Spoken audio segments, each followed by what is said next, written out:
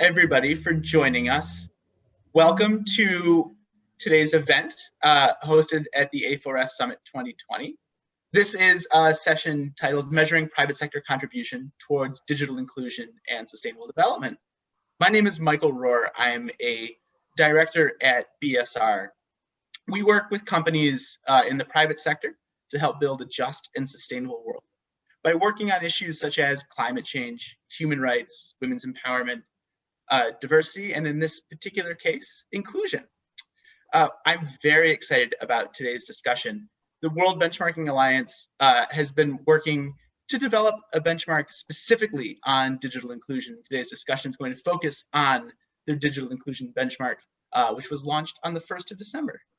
I'm joined by an excellent panel today, and I'm very much looking forward to talking with all of them. First on our panel is Cabal-Revilla. She's the Senior Vice President and Chief Sustainability Officer at PLDT. With me also is Gerbrand, the Executive Director of the World Benchmarking Alliance, as well as Lourdes Montenegro, the Lead Digital Sector for Transformation at the World Benchmarking Alliance, and Ani Terbo, Associate Program Officer of the Office of the Special Advisor of Digital Cooperation at the United Nations.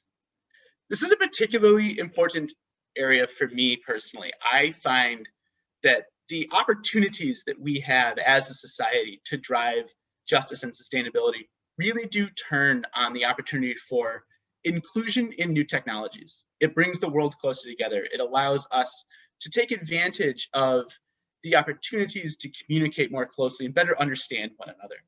And without greater inclusion, it's awfully difficult for us to realize the just and sustainable world that we would like to see moving forward. Today's topic builds on the disruptive technologies themes of the day at the A4S Summit. And this session aims to generate greater awareness and understanding around the disruptive potential of technology companies, both for positive and to understand some of the risks. We'll be presenting the key findings of the digital inclusion benchmark today. We'll discuss its implications and reflect on the opportunities for transparency and for corporate leadership offered by the benchmark. And finally, we'll be discussing some concrete actions that can be taken by stakeholders, such as capital markets, to incentivize corporate leadership and help hold companies to account in areas where they're falling short.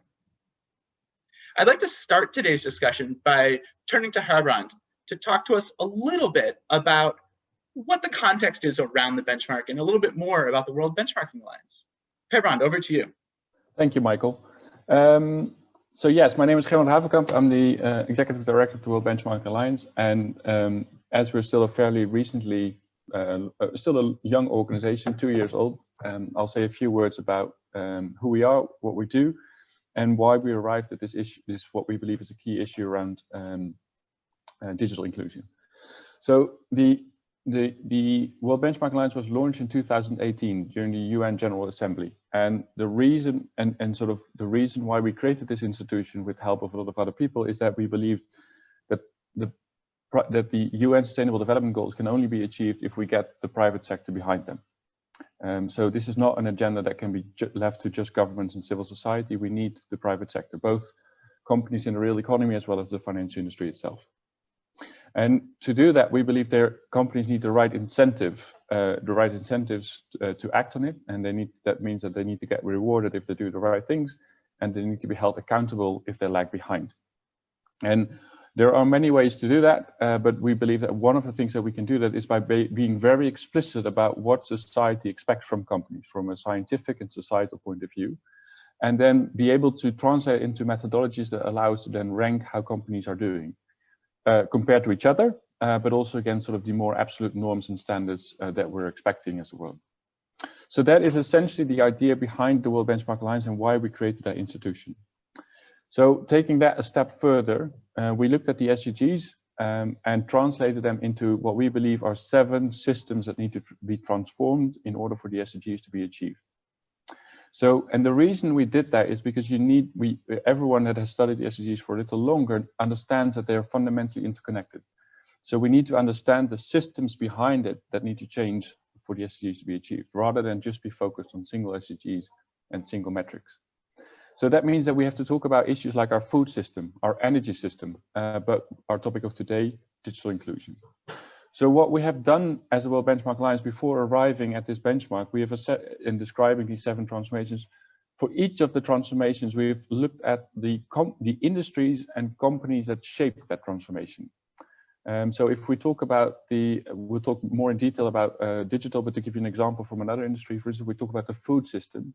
It is important that we don't only look at retailers or food and beverage companies, but that we also look further up the supply chain and look at the commodity traders, the input companies, the fertilizer companies, so that we get this full understanding of what it's going to take to transform the food system. And in a similar way, we have looked at the digital system and trying to identify the layers and of the different industries and companies that we think are the ones that are going to shape this going forward. And the reason we focus on digital and before COVID, you quite often have to explain to people why digital was part of this, because it was like, you know, shouldn't we focus on hunger and water and why is digital so important? Does it really matter if people are on Facebook or that they can use WhatsApp or be on Twitter? And I think we are now sort of starting to, you know, the greater public is starting to be aware that if you're not included in online, that it hampers your ability to take part in today's society. And so to me, it still comes back to the fact that we have 3 billion people that do not use the internet for a variety of reasons. It's not just simply access or availability, but there are lots of reasons behind this. And those that digital divide is not a random one. It goes exactly across the lines of inequality in our world, within countries and across and between countries. So if we want to do something about that digital, so that on the one hand, the digital divide is a reflection of inequality. But if we don't fix it, it is going to widen inequality. Every time we introduce new technologies, and that is, again, it is either an opportunity to bring us closer together, and if we don't succeed in making that inclusive, it will widen the divide. And this is why it's so fundamental that we're looking at digital inclusion. And it's a difficult one because it went so quickly. Things that were a complete novelty have become a utility to us in a matter of years. And something else went really quickly along with that development, and that is the rise of many of these companies. And again, here it's a mixed bag. So we have seen, we'll hear later on from a utility company, from a telco company, which in a way provided that utility function for a much longer amount of time. But we've seen the rise of many new companies that are, some are now among the biggest companies in the world and didn't exist or were hardly around 10 years ago.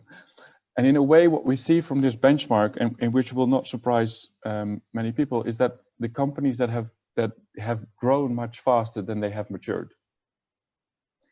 And that means that a lot of the companies have suddenly taken a massive impact on all of us in society, but have not yet seen the maturity that comes with that. And my colleagues are a bit bored for always quoting Spider-Man, but with great influence comes great responsibility. And a lot of those companies still have to wake up to that. And it's not going to happen automatically, and we don't have time for them to wait to do it themselves. So it's going to require a lot of us, including I think many of the audience of today, the financial institutions will play a really key role in doing this. As we had the Aviva investors that during the launch of the benchmark is like, and it's difficult for them because a lot of these companies display a sense of arrogance, but in the end of the day, that is not a good business strategy. So it is going to be, it's going to take a lot of investors, it's going to take a lot of regulators, and it's going to in fact require all of us in society to together with companies to define their role and then to hold them accountable. So this benchmark, although it has been quite a monumental step for us as the World Benchmark Alliance, is one part of that journey that we as a world have to go through.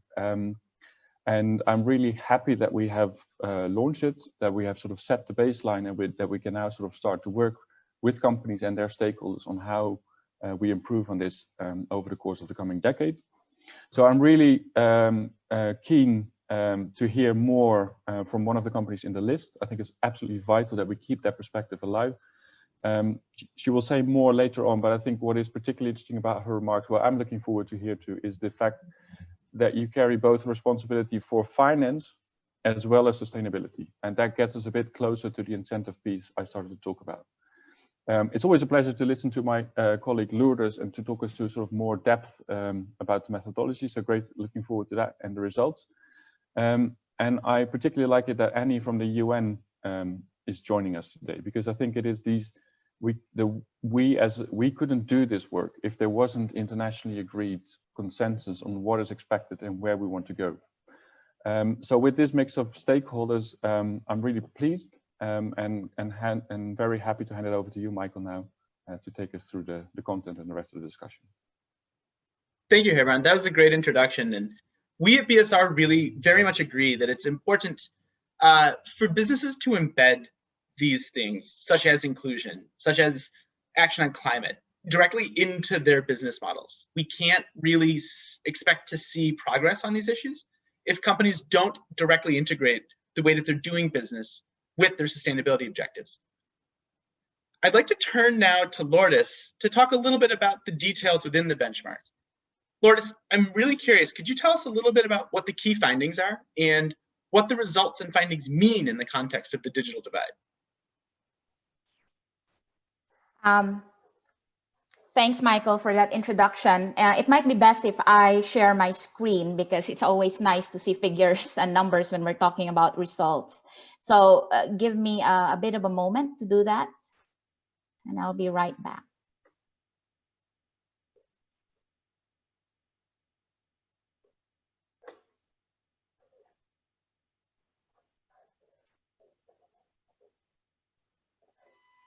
Okay, thanks for waiting.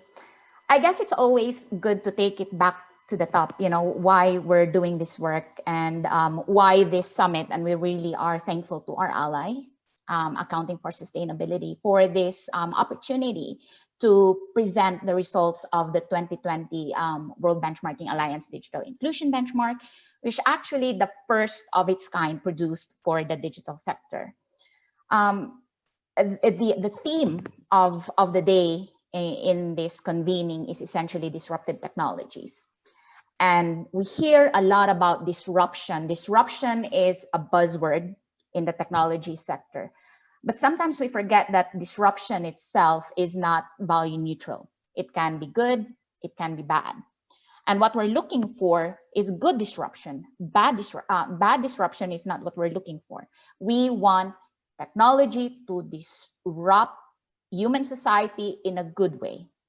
Unfortunately, what we're seeing is that while there's also a lot of good from technology, the system for producing, distributing, and consuming technologies are broken. So there's a lot of people who are left behind. There's a lot of risks and harms. And what we really need is a system that's trustworthy, that is secure, and essentially leaves no one behind.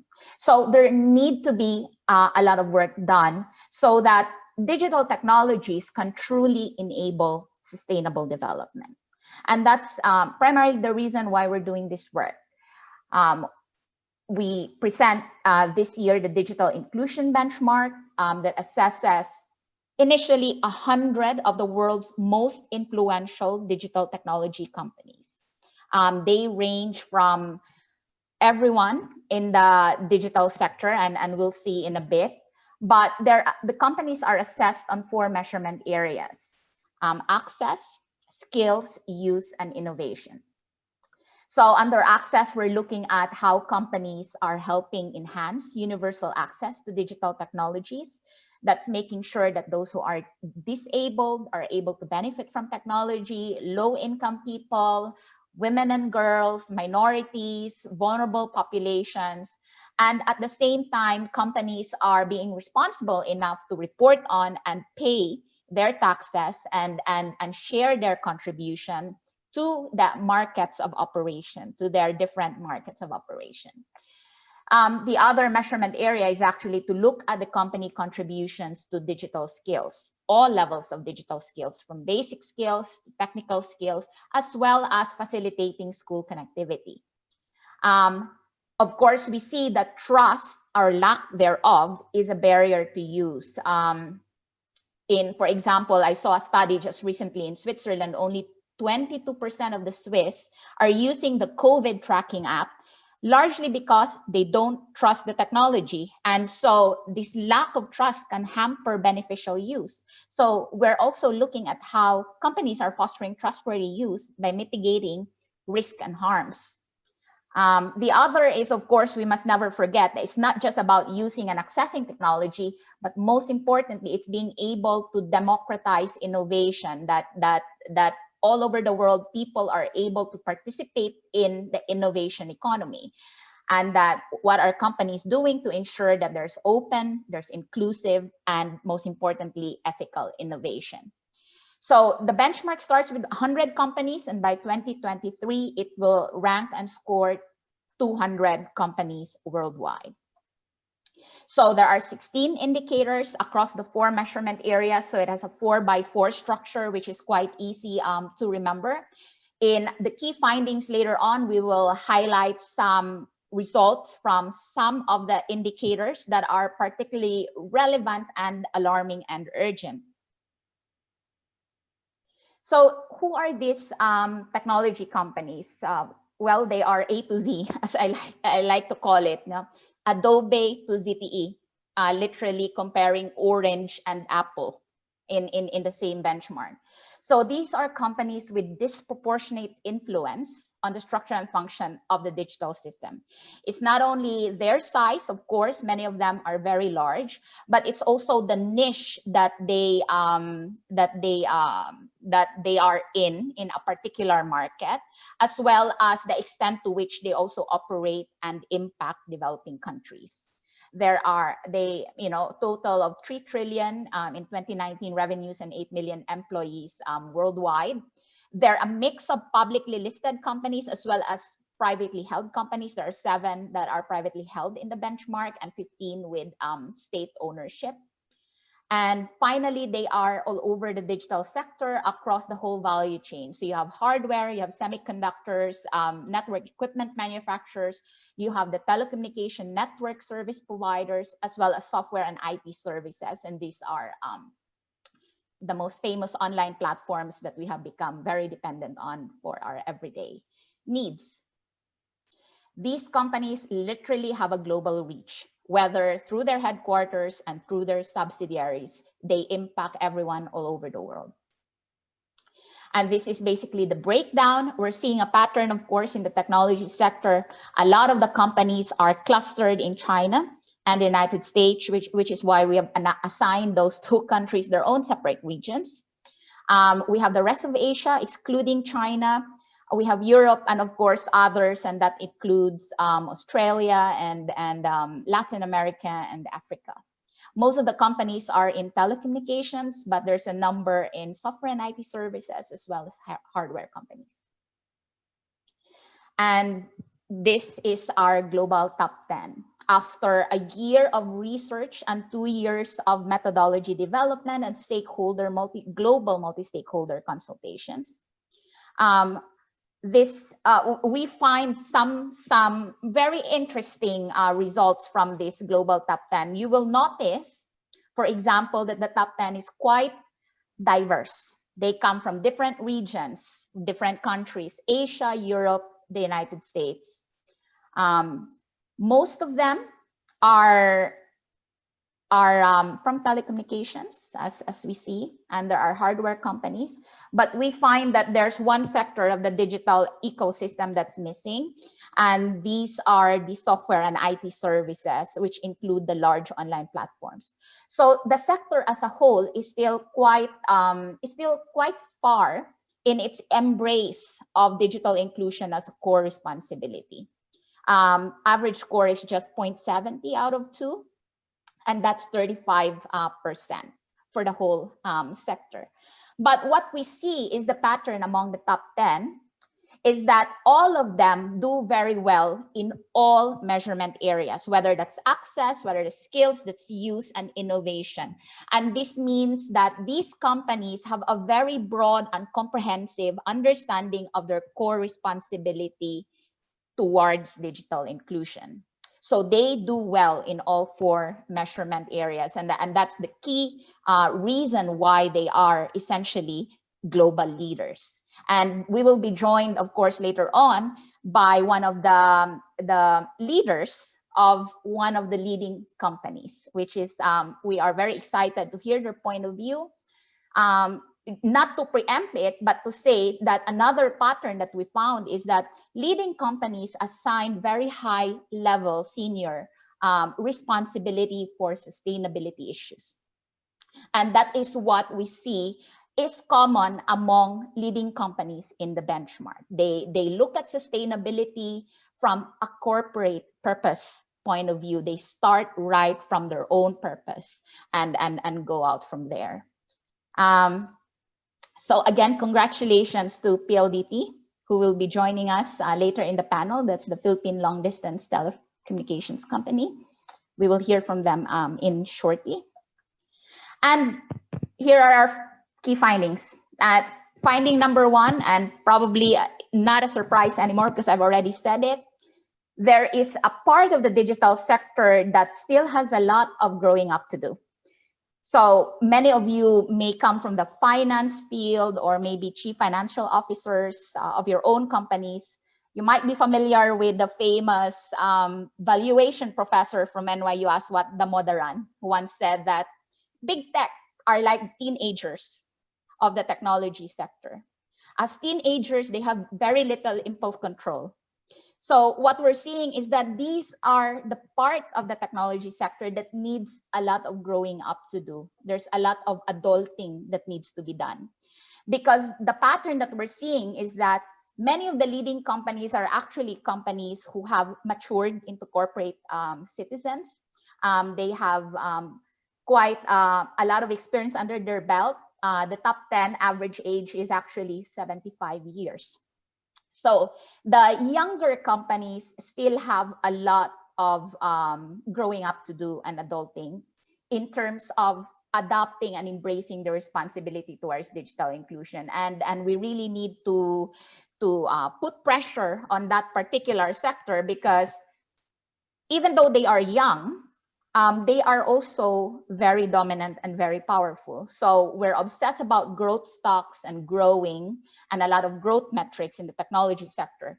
But actually, what investors and all of us and the companies itself must also be obsessed about is growing up. Not just growth, but growing up.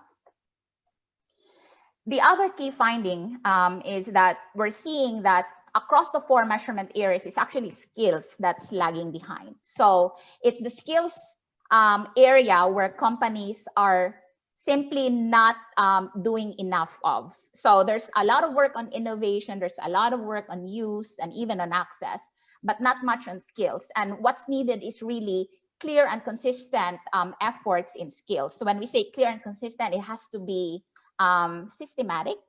It has to be transparent in terms of company contributions, in terms of company impacts, in terms of having a third-party assessment, for example, to really determine whether such programs and initiatives are working. And especially skills initiatives that are targeted for women and girls. So there's a lot of opportunities for improvement in this measurement area. Perhaps one of the most alarming key findings is on ethics or lack thereof. So we found that for most of the companies in the benchmark, out of 100, around half, slightly over half, does have some kind of ethics policy or some senior level oversight for ethics. The focus of the discussions, however, are on traditional topics such as bribery, corruption, taxation, lobbying, all of those of which we applaud and is good to have. However, for the technology sector, that's not enough, because a lot of the risks, regulatory risks and risks in the future, come from the ethical considerations surrounding the development of new technologies such as artificial intelligence. And we found that only 16 out of 100 companies actually had an ethics policy for artificial intelligence. So there's an urgent need to update ethics to match the rapidly evolving digital age. Another alarming key finding is around children's digital rights. So we found it very surprising because child online safety is an issue that we can all agree on, especially for the parents in the audience. The children are the most vulnerable. They are also the sector of society that's driving the growth of the technology business and of disruptive technologies. But surprisingly, only 16 out of the 100 companies have shown some kind of high-level commitment towards child online safety. That's not even a very complicated ask. It's a very simple ask to as a company as a whole, to commit to do something and to focus on child online protection. Yet we find only 16 out of 100 companies actually are doing that. And in the end, the other key finding from this year's exercise is we're seeing that global leadership, global best practice really means staying ahead of the regulatory curve. So the best companies, the leading companies, the best governed companies are those who anticipate, who take a principled and harmonized approach to issues such as privacy, cybersecurity, child online protection, AI ethics, and they apply this across their own whole organization globally. So you don't see piecemeal efforts in this one market of operation and that other market of operation. Instead, they have a harmonized global policy that is based on principles and the most stringent practices and standards of the time. So it's really about, if you want to be a global leader, stay ahead of the regulatory curve. The benchmark is an opportunity for the digital sector actually to regulate itself, because what we're seeing now without that self-regulation, government will have to be stepping in, and a lot of governments are already stepping in, rightly so in many cases.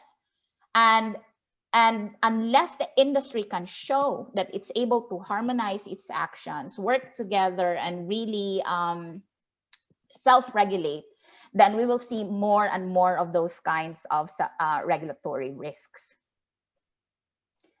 So I always like to end with a call to action. Visit our website, explore the data and findings. Methodology is there. Share, use it. Data is only data if it's not used. Get in touch if you have more inquiries, and of course, share online, #DIB2020. For the companies who are listening in, we enjoin you to join us in the benchmarking journey. There's a lot to learn, I hope, not only from the benchmarking process, but from each other, from your fellow peers in the industry. And to those others in the audience, governments, investors, and civil society, let us rally around the benchmark's findings and advocate for inclusive digitalization, for positive disruption, not negative disruption. So let's go for positive disruptive technologies. Thank you. Thank you, Lourdes. That was a great introduction into the key findings. I gotta say, I'm a bit surprised by one key factor, and that is, in my mind, inclusion is a really important part of growing business for this sector.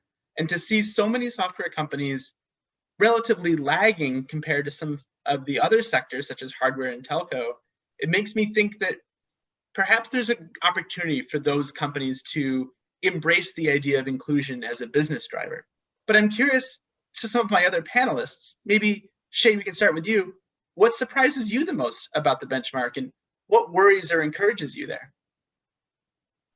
Hi. Can you hear me? Hi. Yep, sounds great, Shay. I was actually surprised by our ranking. Who would have thought like a small telco player relative to the other global players would actually, rank the fourth? But I guess from our corporate self-reflection standpoint, we really took this digital inclusion to heart, because coming from our purpose, which is really to connect and empower everyone, this paved the way for all of the programs that we have done that sort of supported the measurement aspects that the WBA has measured us against all our peers, right? Access, skills, use, and innovation. At the end of the day, right now, we see our our business as not just about making money, but really making a difference in the lives of many, and in so doing, actually benefiting from it as well.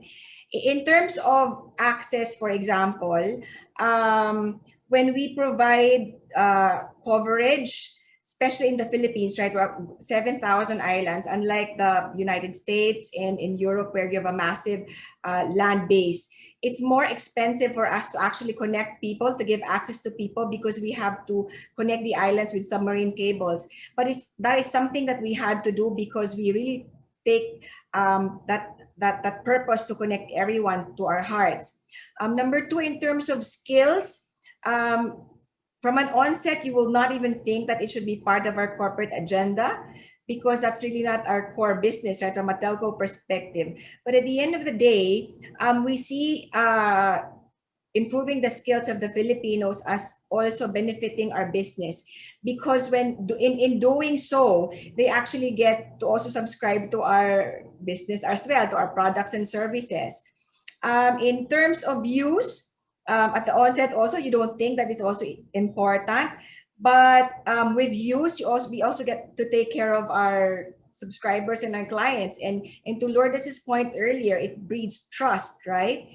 And to the point of not having the children as an important core, if you look at our sustainability strategy, we have put children at the core of our sustainability programs, because we do sustainability for our children, for our future, right? They are the future leaders, and it's taking care of our children is really future-proofing our business as well. So it's really a circular type of thing. And in terms of innovation, we needed that interoperability and open innovation, because in the grand scheme of things, the PLDT group as a telco is just a small player relative to the global market. So in that, it also benefits us, and in doing so, we should also be open for interoperability and in supporting startups in the Philippines, right? So it's really all of us joining hands together, whether from a local perspective and from a global perspective, to make things better for everyone. Thanks, Jay. That's great. Ani, I'd be curious to hear what surprised you. Where do you see opportunities and challenges?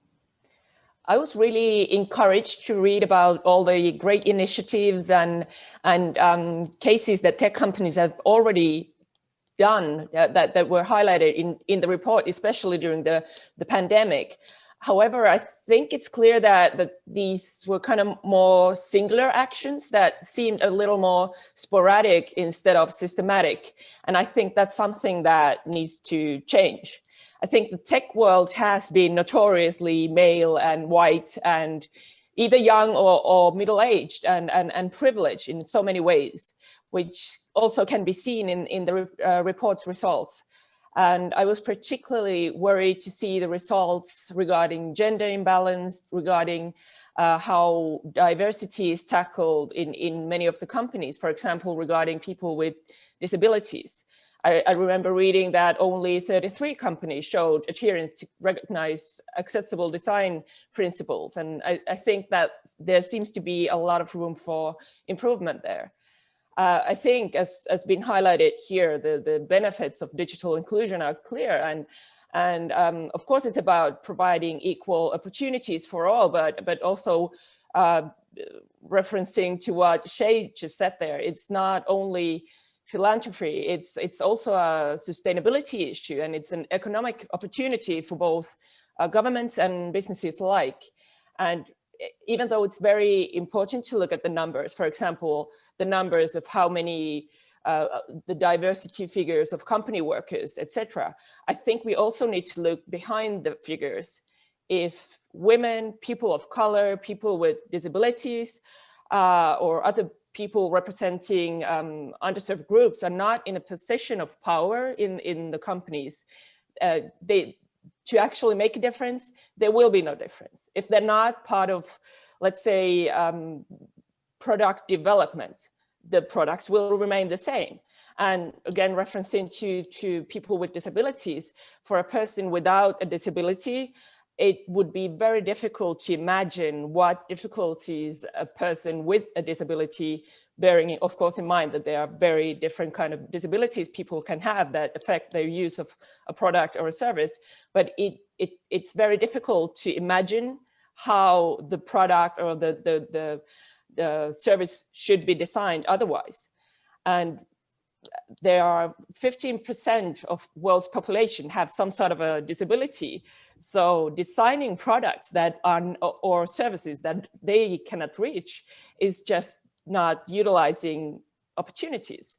So in that sense, I think this mapping allows us to have a great starting point. That's what makes this benchmarking so great. This is now we know where to go next. Yeah, I think that's a great point, Ani. We do have a bit of a roadmap, right? For those companies that might be lagging, we've got examples that we can look to. And one of those examples, of course, is PLDT. So Shay, I'd be curious, could you tell us a little bit about, as a leader, how companies can better demonstrate leadership on the inclusivity agenda? I guess it really has to start from the purpose and from the top, as what some of our panelists have said earlier. Because at the end of the day, the strategies are actually driven by people, right? And to the point earlier that we've discussed, I think Gerbrand actually said that and Lourdes too, that it's very rare for companies to have CFOs and CSOs in one. But as I also mentioned earlier, profit right now is something, or financials cannot be bifurcated from, you know, the responsibility of taking care of our people, our employees, because if our employees are happy, they're more productive. If we take care of our communities around us, they're actually our customers as well. In terms of planet, this is the only home that we have. I mean, you know, with climate change, and in the Philippines, we have been devastated by back-to-back typhoons. If we don't take care of our environment, then it'll also impact our infrastructure, our ability to generate revenues and provide our services. So again, as I said earlier, everything is connected and circular, and we just have to do our part. It's so great to hear a company thinking holistically about the impacts of sustainability on their business, both in terms of the risks, like you mentioned with climate change, but also the business opportunities of driving greater inclusion. Bringing connectivity across the Philippines is a way that PLDT can be a more successful business. It's really excellent to hear how well integrated it is into the way that you do your work. Thanks so much, Shay. This is great. And Michael, you know, as I always say, karma is digital also now. It's fiber fast. I love it. That's great. I'd like to turn to Ani for a moment. Ani, can you tell us a little bit how you see other stakeholders working with companies to incentivize performance and help hold them to account? For example, what is the role that policymakers in particular can help bridge some of the geopolitical issues that can sometimes hinder progress on inclusion? Yeah, I think we can definitely notice a move towards increased digital fragmentation, and many states seem to be using the digital space as some sort of a battleground for that we have witnessed. And I think this, I think pushing forward national agendas and having very different regulatory regimes globally, it makes it difficult for all companies, but in particular for tech companies to operate.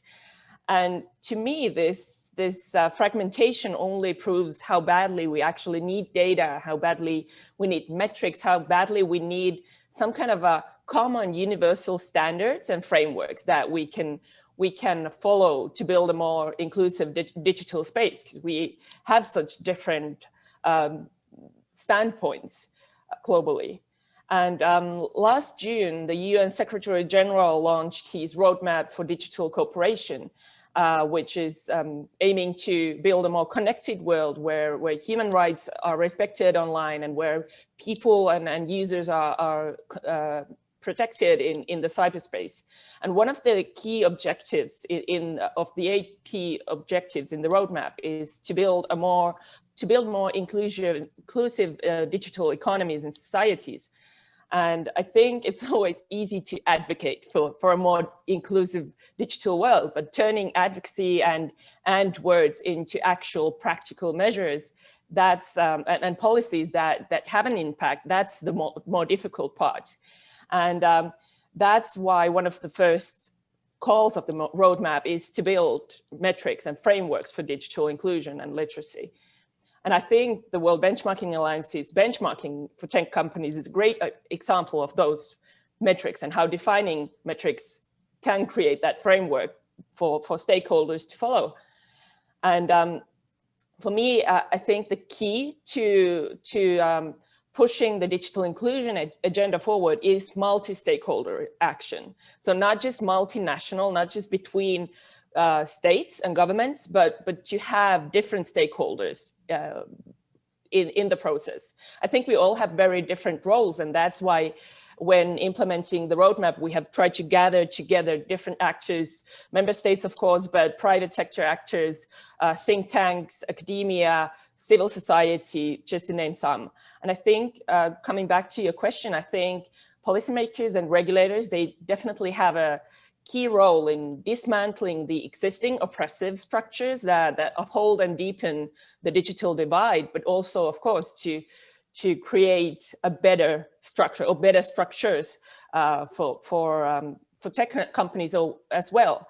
I think policymakers can make it easier or more difficult for tech companies to provide those more inclusive services. But however, as actually Lourdes already mentioned, I think companies can stay ahead of the regulatory curve and in a way lead the way for digital inclusion. We all know how difficult and slow regulatory processes can be.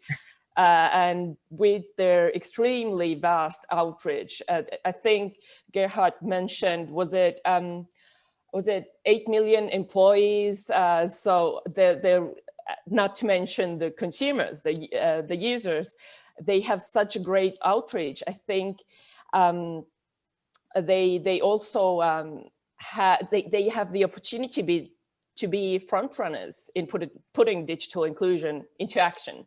And in practice, companies can often be a lot more agile than policymakers or regulators. But having said that, of course, I still see policymakers and regulators having a really strong responsibility in enabling those structures for this. Yeah. Ani, as a former regulator at the Environmental Protection Agency, you're really speaking to my experience, how slow that sector moves.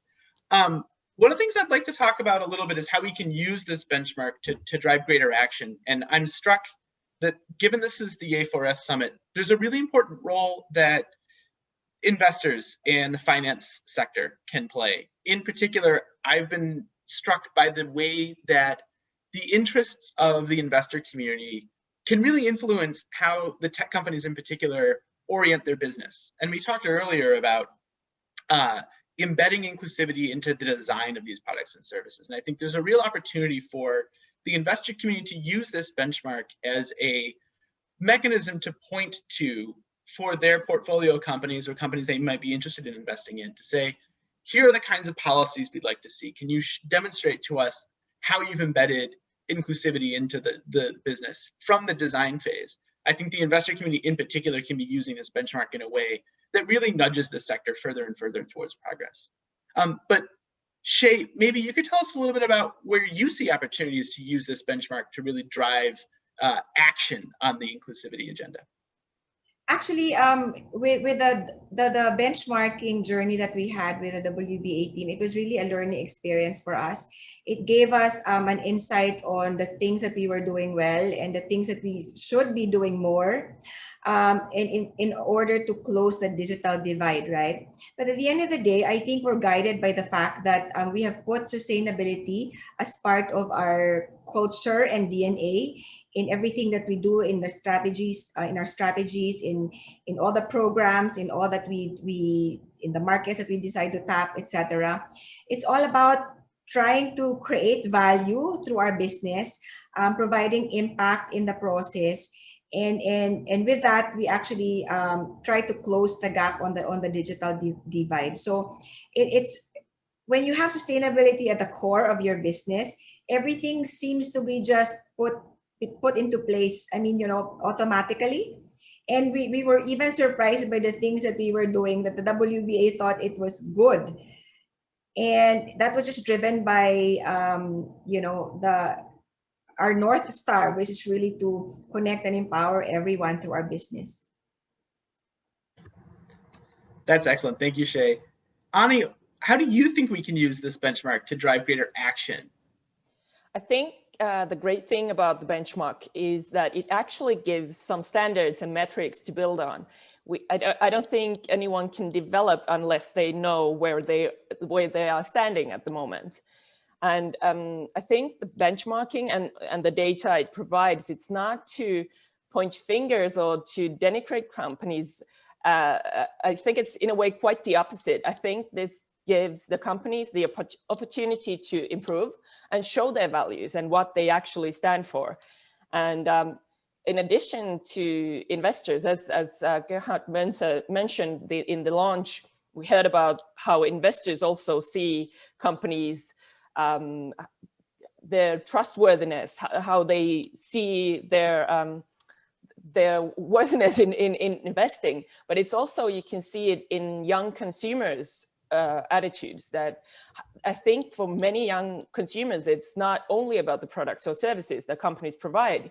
I remember coming up with reading this study just recently about Gen Zers, which would be young people between the ages of 18 and 24, I think.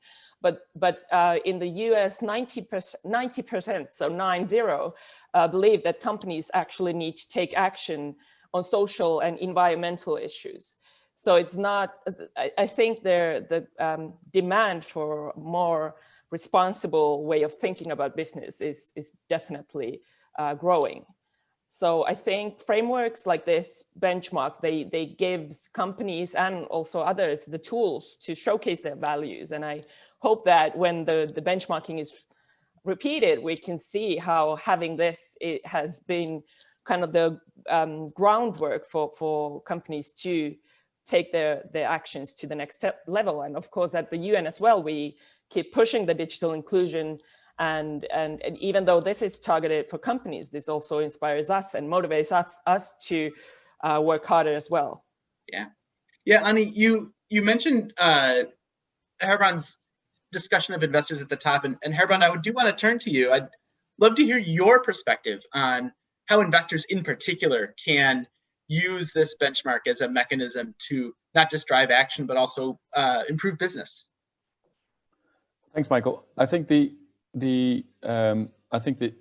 need for digital inclusion from a societal perspective is well understood within the UN community, within the civil society community, within the academic community, and I think understood by many companies. I think the investor community is yet to sort of wake up to that issue, and is also not there yet in terms of understanding what digital inclusion means for enterprise value creation, which is understandable given, again, going back to the point I made earlier about how quickly this development came.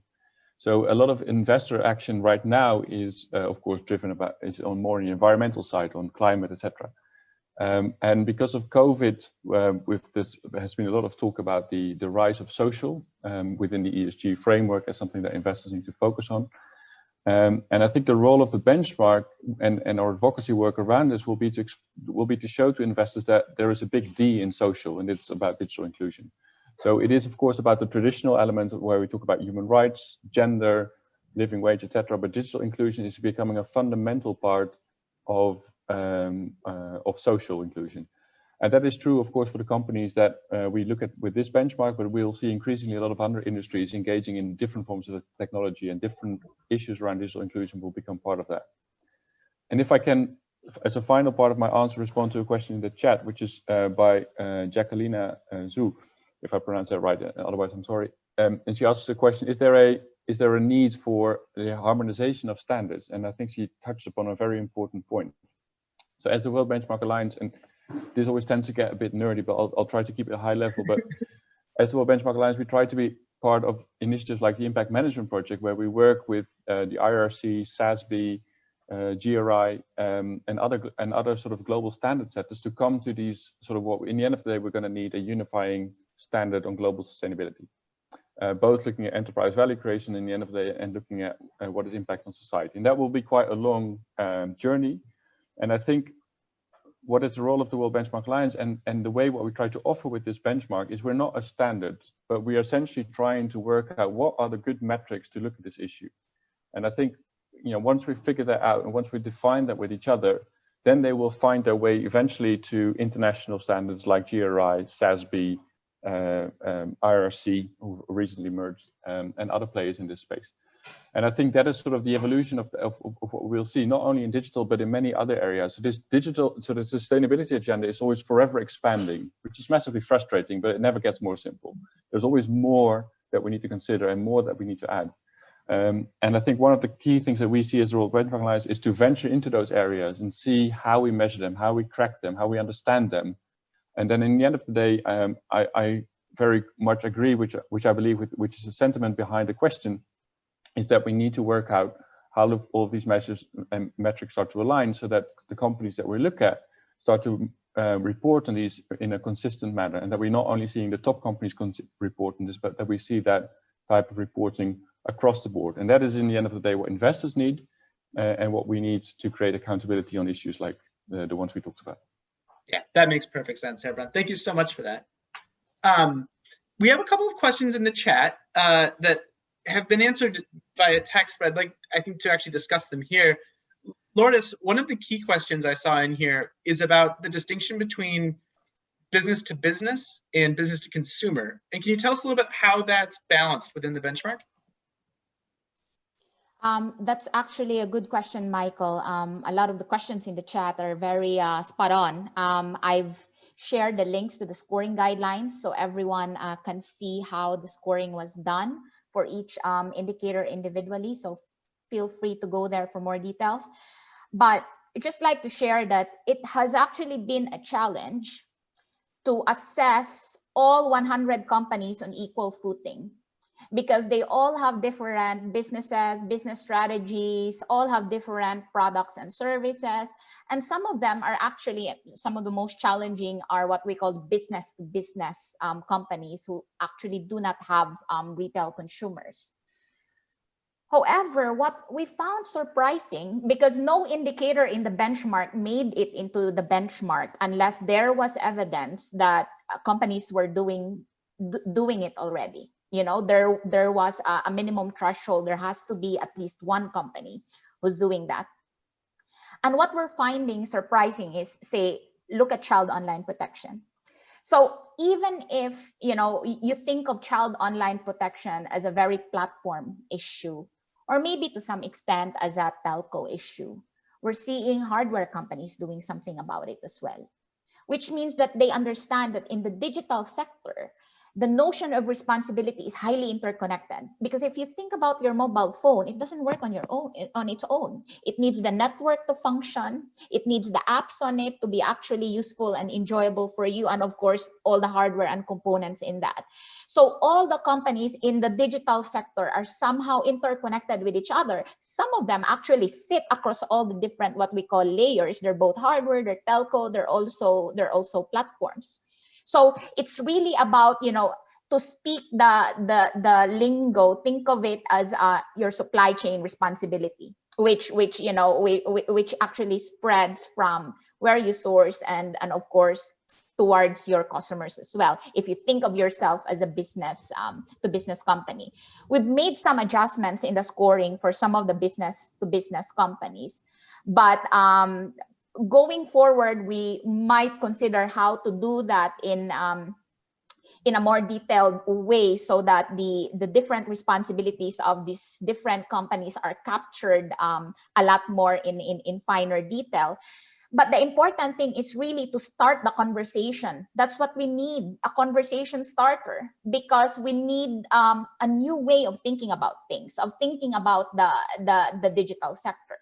That it is the core responsibility of the digital sector is something close to their core business, which is digital inclusion. Environmental stuff, that's good. Every company must do that. But at the end of the day, what is your core business? And how are you contributing towards making sure that your core business supports humanity's goals? And that's the most important thing. The struggle is that the technology sector is also very young, except of course for some of the companies who have been there forever, especially the telcos. Some of them are like centuries old. But a lot of them are very young, a lot of them not yet public. And that makes it quite scary because it means that transparency is not there, disclosure is not there, the sense of responsibility, the sense of having stakeholders, not just shareholders, or answering beyond to people beyond your own venture capitalists. That's the scary thing, because then you become so big before you get that sense of maturity. And in the meantime, you're already affecting society as a whole. You're already affecting the trajectory of where we are going as a world. So it's like, think about a sector like the car industry when it was stillborn, like there was no sense of it's bad to, to run over a person or to die in a car crash or something like that. There was no, the tech sector is still sort of like at that form of infancy. So we need a conversation going. It's not about having perfect metrics, but making sure that we cover the different angles, the different responsibilities. So that's the philosophy behind the benchmark. That's great, Lourdes. Thank you. I think you make a really excellent point about the maturation in the sector. And given again that this is the A4S Summit, there is a really important role that this investor community can play in bringing some of these nascent companies along into a more just, sustainable, and inclusive world. Shay, there's a question for you in the chat as well. In our discussion, you mentioned interoperability as an important aspect to inclusion. Could you say a little bit more about what you mean by interoperability? Okay, so for us, we have systems, right? In the grand scheme of things, the big guns would rather have specific things that's really closed. It's a closed loop thing, so we only get to work with them. And so when we talk about innovation and open access, we actually try to encourage startups to have the capability and the opportunity to work with the big guns also. So at the end of the day, when we say interoperability, it's really making sure that our systems are open in a way, not just specific to the big players, because that's how it is in the past. And you cannot have digital inclusion if that's the structure. Yeah, that makes perfect sense, Shay. Thank you so much. There's another great question in the chat here about both the positive and the potential negative risks associated with this sector. And in particular, there's a question here about folks losing sort of the balance in social capabilities and skills when we're in a remote work environment over the long haul. And I think that's a really good point, that there are risks that need to be mitigated as well as opportunities to be captured. Lourdes, maybe you could tell us a little bit about how the benchmark thinks about risk mitigation as well as making sure that there's openness and opportunity. Thanks. That's actually a really great question, and that's what that's the point of view that we are trying to communicate very strongly. That when you talk about the core responsibility of the digital sector, it's all about digital inclusion, and digital inclusion is not just about making sure no one gets left behind, but it also is about making sure no one gets injured or harmed, in the use, in the application of digital technologies. So in the benchmark, we do have a measurement area, the use measurement area, that specifically looks at risks and harms. So you have privacy, you have cybersecurity, and you also have how companies are mitigating risks and harms in general. So there are so many, there's a long list of risks and harms from technologies. For this iteration of the benchmark, we looked at risks and harms to children, but we are also consulting on the possibility of expanding those, those lists of risks and harms, or probably in a way look at the way the company is mitigating risks and harms in general, especially with respect to the technology itself and not just specifically more financial risks, for example. Lotus, Oh, that's a very great question. Thanks. Lotus, thank you so much. This has been great. Ani, thank you. Shay, this has been wonderful. I'd like to turn it over to Gerbrand for just a couple of closing remarks. Gerbrand? Thank you very much. I'll keep it very brief. As Lourdes said, this is a conversation. This benchmark is a conversation starter, and although there has been many years of work in it, we are aware that this is the beginning of a much longer journey. And so we hope that you keep engaging with us as allies, as users of the data, as companies participating in the benchmark. That is one of our core values, to be inclusive. And so we take your criticism, we take your feedback, we take your ideas, and particularly we take your action as we need to move this agenda forward. Thank you so much. Thank you, everybody. Have a great rest of your day wherever you are. Take care. Thank you.